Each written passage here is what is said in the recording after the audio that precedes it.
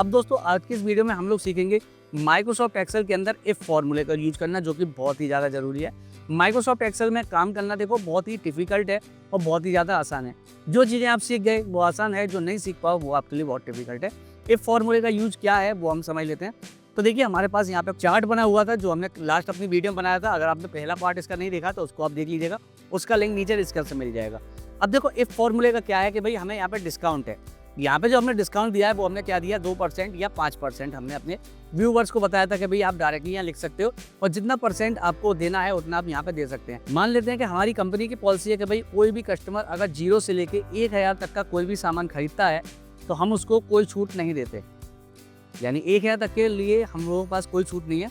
लेकिन अगर कोई भी कस्टमर 1000 से 5000 तक कोई भी चीज़ खरीदेगा तो हम उसको 2% की छूट देंगे। ठीक है, थोड़ा सा ब्लॉक को हम यहाँ बड़ा कर लेते हैं।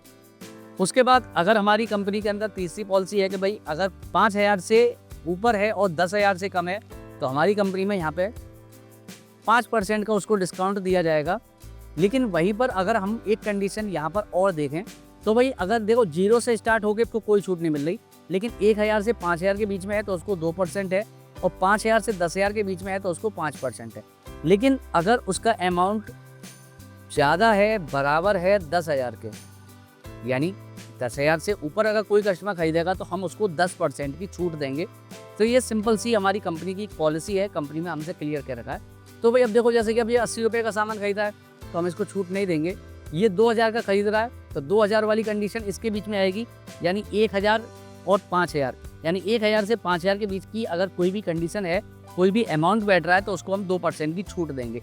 अब ये कंडीशन आप कैसे लगाएंगे माइक्रोसॉफ्ट एक्सेल के अंदर वो हम सीखेंगे आज की इस वीडियो में। तो सबसे पहले हमारे पास ये हमारी हेडिंग है, हम अपनी हेडिंग्स को बोल्ड कर लेते हैं और यहाँ से क्लिक करके हम इसके अंदर कोई भी एक नॉर्मल कलर दे देते हैं। अब ये हमारे पास 2 आइटम है, आप आइटम्स और भी बढ़ा सकते हैं। मैं एक बार और आपको समझा देता हूँ, एक आइटम और डाल के। तो हमने माना कि भाई हमने यहाँ पर एक बटर खरीदा है, या यहाँ पे हम BUTTER बटर केक ले लेते हैं। बटर केक की कॉस्ट है भाई 1200 रुपये, हमने यहाँ पे दे दी। थोड़ा सा ब्लॉक को बड़ा कर लेते हैं डबल क्लिक करके। ठीक है, अब ये कस्टमर ने कहा कि भाई हमें 2 पीस चाहिए, तो हम यहाँ पे इसका अमाउंट निकालेंगे तो हम इक्वल टू लगाते हैं सबसे पहले। तो हमें क्या करना है, 1200 का मल्टीप्लाई करना है 2 से। तो 1200 कहाँ लिख रहा है, हमारा बी में लिख रहा है और बी के किस में लिख रहा है, 4 में। तो बी का 4 मल्टीप्लाई हो जाए सी के 4 से, तो देखिए आपके पास यहाँ पर हमारे सामने निकल के आ गया और एंटर प्रेस कर देंगे तो आपके पास 2400 रुपये का इसका बिल हो गया। हम बाय डिफ़ॉल्ट यहाँ पे कंडीशन देते हैं कि हमने कहा कि भाई हम इसको 5% की छूट देंगे। तो 5% छूट के हिसाब से क्या रुपये का बना, तो हमने इक्वल टू लगाया, जो भी इसका अमाउंट है उसका मल्टीप्लाई कर देंगे जो भी उसको डिस्काउंट मिल रही है। तो हम यहाँ पे पहले इक्वल टू लगाएंगे। अब देखिए अमाउंट जो आ रहा है वो हमारा किस में आ रहा है, डी के 4 में आ रहा है। तो हमने कहा कि डी का 4 मल्टीप्लाई हो जाए किससे, 5% से। 5% कहाँ आ रही है, ई के 4 में। तो हमने ई का 4 दे दिया और एंटर। तो देखिए हमें यहाँ पे 120 रुपये की छूट यहाँ पर मिल गई। अब 2400 रुपये का बिल है, 120 रुपये की छूट है, तो हम 2400 में से 120 को घटा देंगे। तो हम इक्वल टू लगाएंगे किस में से, डी के 4 में से माइनस कर देंगे एफ के 4 को। तो डी का 4 माइनस हो जाए एफ के 4 से और एंटर। तो हमें मिली यहाँ पर 2280 रुपये का बिल हमें यहाँ पर देना पड़ेगा। तो ये तो रही नॉर्मल कंडीशन। अब बात करते हैं इफ फॉर्मूले की। तो हम इस एरिया को यहाँ पर डिलीट करते हैं। यहाँ पर मैं क्लिक करके इक्वल टू लगाऊंगा। सबसे पहले हमने लगाएंगे इफ, यदि, ब्रैकेट, यदि। अब यहाँ पे कह रहा है लॉजिकल टेस्ट, यानी आपकी वैल्यू क्या है। तो हमने कहा कि यदि हमारा अमाउंट, ये 80 वाले सेल को आपको सिलेक्ट कर देना है जहाँ पर आपका टोटल आ रहा है। उसके बाद आप शिफ्ट दबा के लेस देन का सिंबल लगाएंगे जो एम के बराबर में होता है। कितने से कम हो के, हमने कहा 1000 से कम हो। पहले आप कॉमा लगाएंगे, फिर आप इन्वर्टेड कॉमा लगाएंगे और जो भी आपकी कंडीशन है वो आप यहाँ पर लिख देंगे। तो हमने कहा है कि भाई इफ़ यदि D2 कम है 1000 से तो कॉमा इन्वर्टेड कॉमा के अंदर 0%। अब आपको दूसरी कंडीशन लिखनी है तो फिर से आप कॉमा लगाएंगे और दूसरी कंडीशन को यहाँ पर शुरू कर देंगे। अब आप चाहें तो इसको कॉपी पेस्ट करिए, चाहे आप टाइप करिए, लेकिन आपको कॉपी पेस्ट नहीं करना, आपको टाइप करना है, क्योंकि आपको सीखना है। आपको काम नहीं खत्म करना कि आपको निपटाना, फटाफट आगे बढ़ना, नहीं, आपको सीखना है। तो हम फिर से लगाते हैं यहाँ पे इफ़ यदि D2 कम है। अब यहाँ कितने से कम है, 5000 से कम है, क्योंकि हमारी दूसरी कंडीशन क्या है, 5000 से कम होने पर। तो हमने दूसरी कंडीशन ले ली, कॉमा इन्वर्टेड कॉमा, हमने कहा कि 2%।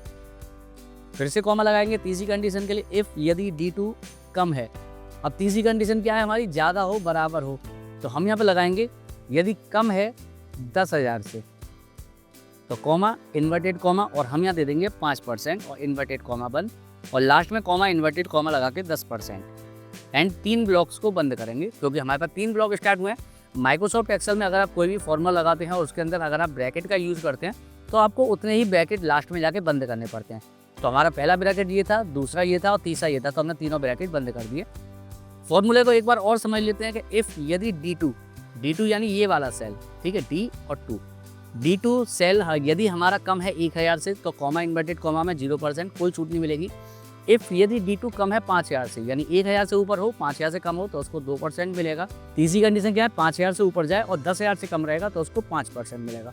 और यदि उसका अमाउंट 10000 हो या 10000 से ज़्यादा हो तो उसको 10% मिलेगा और हम एंटर प्रेस करते हैं। तो देखिए यहाँ पे 0% निकल के आ चुका है। अब मान लेते हैं कि भाई इसकी जो केक है, जो शुगर है, अब इसने शुगर की कही कि भाई मुझे तो भाई 2 कुंटल चाहिए या मुझे 100 किलो चाहिए या मुझे 50 किलो चाहिए। तो मान लिया कि इसने हमसे 50 किलो चीनी खरीदी, एक बोरा खरीद लिया 50 किलो का, एंटर। तो देखो इसका अमाउंट हो गया 2000। अब 1000 से ऊपर की आई हमारी वैल्यू और 5000 से कम है तो देखो 2% ऑटोमेटिकली निकल के आ गया। यदि मैं इसकी क्वांटिटी और बढ़ाता हूँ, मैंने कहा कि नहीं भाई, उसने कहा कि भाई 3 बोरी दे दो 50-50 किलो की, 3 कुंटल हमको 1.5 कुंटल माल चाहिए। तो देखो 5000 से ऊपर का मिल गया, तुरंत 5% का डिस्काउंट मिल गया और 300 रुपये का इसमें से लेस हो गया। अब थोड़ा सा और बढ़ा लेते हैं। हमने कहा कि चलो 251 किलो दिया, 10,040 रुपये का हुआ, 10% की छूट मिली तो उसे 1004 रुपये की छूट काट के उसे 9036 रुपये पे करने पड़ेंगे।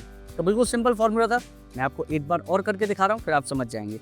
इक्वल टू इफ यदि D3, क्योंकि अब हमारा D3 वाला सेल है, D3 कम है 1000 से, कॉमा लगाना है, इन्वर्टेड कॉमा लगाना है, 0% लिखना है, इन्वर्टेड कॉमा बंद कर देना है, पहली कंडीशन खत्म। कॉमा इफ यदि D3 कम है 5000 से, कॉमा इन्वर्टेड कॉमा, हमने कहा कि यहाँ पे हम 2% देंगे, इन्वर्टेड कॉमा बंद, फिर से कॉमा लगाएंगे। इफ यदि D3 कम है 10000 से, कॉमा इन्वर्टेड कॉमा, हमने कहा कि हम यहाँ पे 5% देंगे, इन्वर्टेड कॉमा बंद किया, कॉमा लगाया, इन्वर्टेड कॉमा के अंदर 10% हमने यहाँ पे लगा दिया, ब्रैकेट को बंद करेंगे 3 बार और एंटर। तो देखो हमारे यहाँ पे 2% निकल के आ गया ऑटोमेटिकली, क्योंकि 1000 से ऊपर है और 5000 से कम है हमारे पास, ठीक है। अगर यहाँ पे एरर आ रहा हो तो आपको यहाँ पे कुछ नहीं करना है, बस खाली सिंपल क्लिक करना और इग्नोर एरर पे क्लिक कर देना, क्योंकि माइक्रोसॉफ्ट एक्सेल 2024 के अंदर काफ़ी सारे फीचर्स ऐसे हैं जो कि एक्टिवेट हैं और नए हैं। तो देखिए आपके सामने सिंपल आ गया। हम इसकी भी क्वांटिटी बढ़ा कर देख लेते हैं। हमने कहा भाई ये 20 किलो मांग रहा है तो 10,000 हो गया, तो देखो ऑटोमेटिकली 10% यहाँ पे लग के आ गया। आई होप दोस्तों आपको समझ में आया होगा माइक्रोसॉफ्ट एक्सेल के अंदर इफ फॉर्मूले का क्या यूज है। तो चलिए हम लोग आपसे मिलते हैं अपनी अगली वीडियो में। आज के लिए इतना ही, नमस्कार दोस्तों।